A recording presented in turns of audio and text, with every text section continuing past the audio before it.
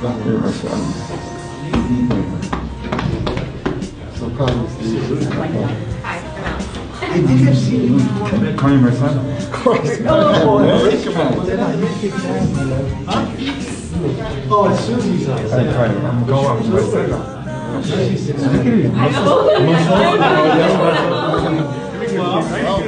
We made that from.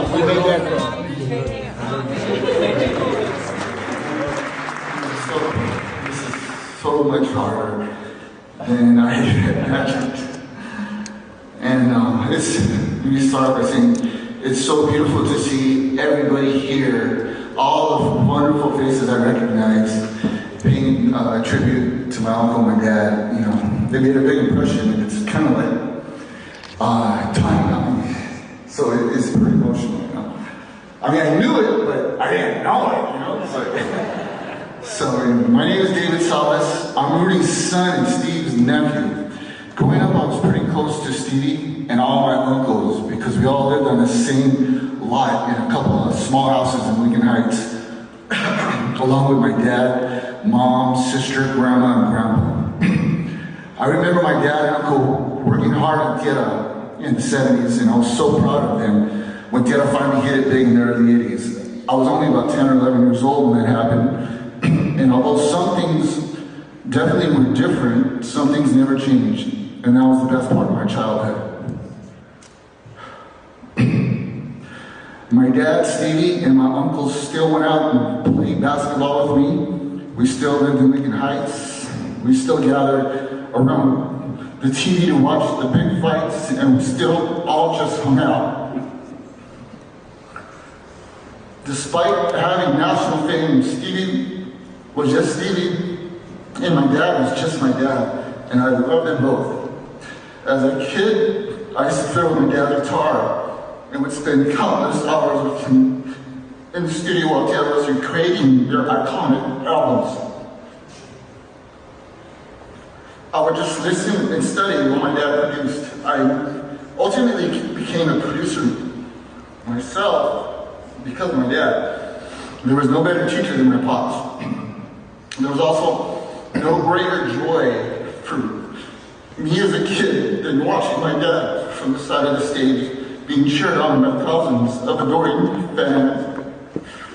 With my uncle, I knew the fans loved him for the things he created, and that was beautiful.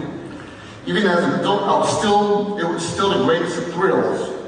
I am proud of the legacy he built with my uncle and the many other talented musicians they performed with.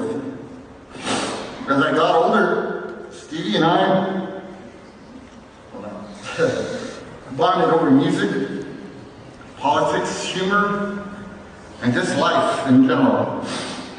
I used to look forward to my wife and I picking up Stevie because we knew we were in for a day of endless laughs. And you know what it is. Most of my life, I produced or engineered both my uncle and my dad, and I learned a lot from them. As some of you may know, Stevie was sometimes really hard to work with.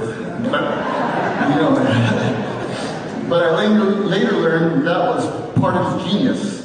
He would record a vocal over and over until it was perfect. And the way we knew he had the right take was simple. He would get emotional like me right now and start to cry. And he literally did that. You would hear it take and he'd just like, that's it. Stevie was emotionally connected to not only music, but the world itself. He invested so much of himself into whatever he was doing, and it was sometimes overwhelming for him. He just wanted the world to be exactly like he wanted it to be, a better place.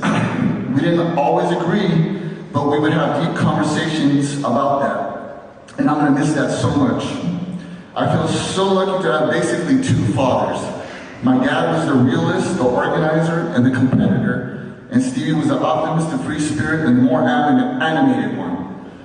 But they're both extremely creative. I'm so grateful I grew up with those influences.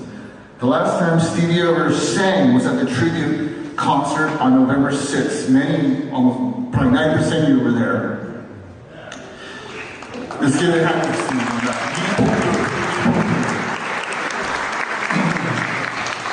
If you were there, You know how emotional that day was. Steve's condition wasn't very good, but he wanted to do the show for my dad who passed away about a year earlier. After we got off stage, he asked me, "Can I call you son?" And I told him, "Always." And we had a long embrace. We both knew my dad wouldn't have it any other way. Like most families, despite our battles, we all truly loved each other. My two dads, got to see me record with them, be creative with them, get married and perform at our wedding, and see most of my major milestones. And I'm grateful for that. This is another chapter. There is another chapter to be written and a milestone to reach for the Salas brothers and Tierra. The Tierra legacy lives on with our family. Most of you here and myself, it lives on with most of you here and myself. I know we will make my two dads proud, who are now up there with his band of brothers. Mike Jimenez, Steve Follimer, David Torres, Kenny Roman, Aaron Ballesteros, Isaac Alvarez, Bob Espinosa, Jorge Santana, Arcelo Garcia, Johnny Valenzuela, we know them in history. Thank you.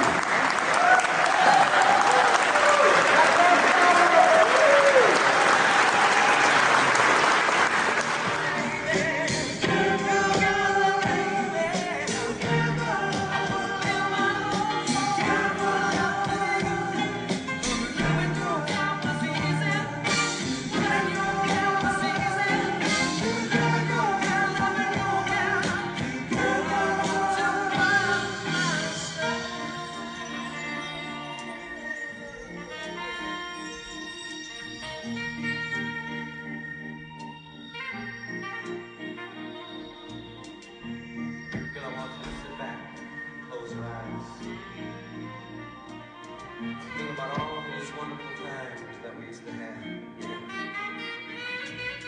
Now I know things aren't the way they used to be.